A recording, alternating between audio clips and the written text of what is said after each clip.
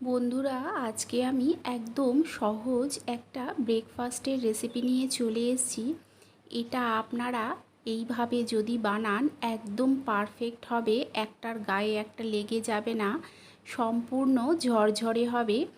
বড়রা খেতে তো পছন্দ করবেই, বাচ্চারাও কিন্তু ভীষণ পছন্দ করে খাবে। এটা খেতে এত সুন্দর হয়। তাহলে চলুন দেরি না করে দেখে নেওয়া যাক যে এই আলু পোহার রেসিপিটা আমি কিভাবে বানাই।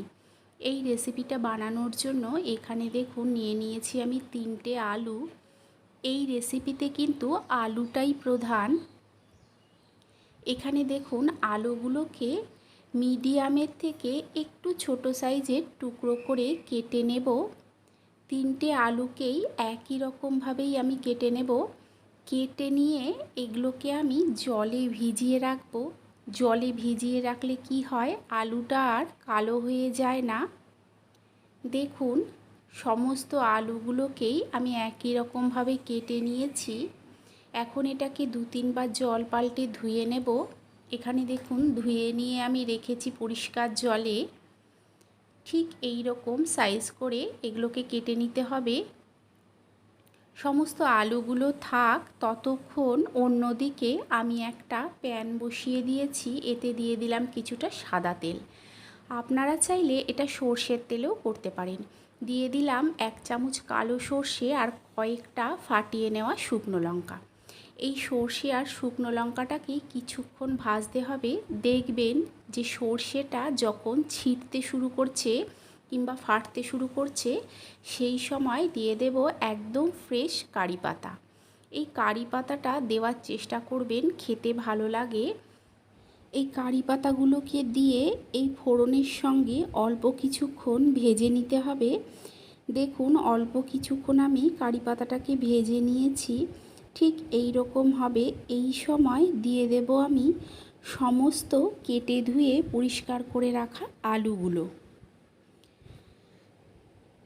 সমস্ত আলুগুলোকেই দিয়ে দেব। দিয়ে নিয়ে এতে দিয়ে দেব লবণ আর দিয়ে দেব হলুদ।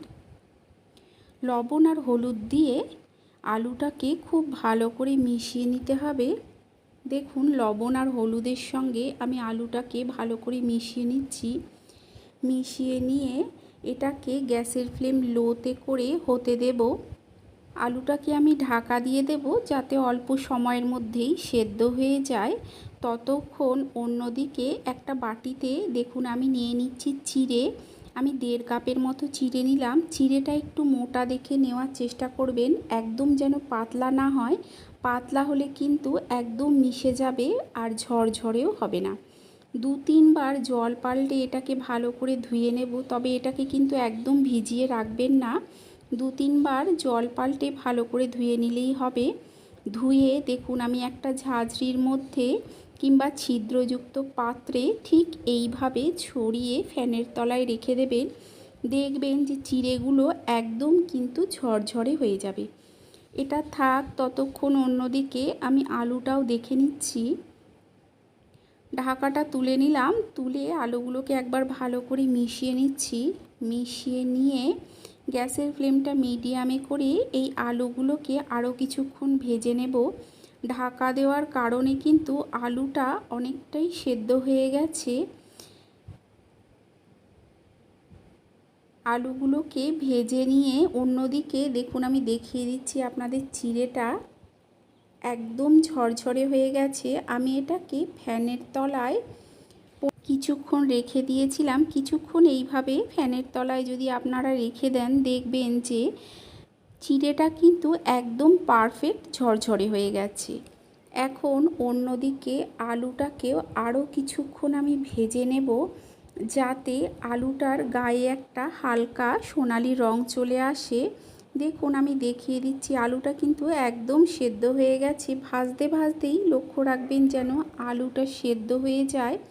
এই সময় দিয়ে দিচ্ছি দেখুন চিড়েটা, অল্প চিড়ে দিয়ে ভালো করে মিশিয়ে নিচ্ছি।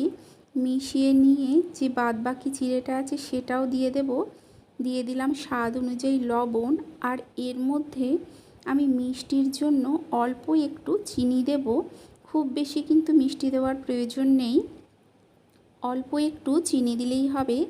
চিনিটা দিয়ে মিশিয়ে আরও কিছুক্ষণ এটাকে তৈরি করতে হবে। আপনাদের যদি এই রেসিপিটা ভালো লেগে থাকে তাহলে একটা লাইক করে দেবেন, কমেন্ট করে জানাবেন যে কেমন লাগলো। নিজেদের চেনা পরিচিত মানুষের মধ্যে শেয়ার করে দিয়ে তাদেরকেও দেখার সুযোগ করে দেবেন। চ্যানেলটাকে অবশ্যই সাবস্ক্রাইব করে দিয়ে পাশে থাকা বেল আইকনটা প্রেস করে দেবেন। এতে কি হবে, আমি যখন কোনো নতুন ভিডিও আপলোড করব নোটিফিকেশান সবার আগে আপনার কাছে পৌঁছে যাবে। এই সময় এর মধ্যে আমি দিয়ে দেব কিছুটা বাদাম।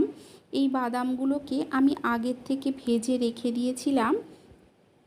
বাদামগুলো দিয়ে এই চিড়ের সঙ্গে খুব ভালো করে মিশিয়ে নিতে হবে।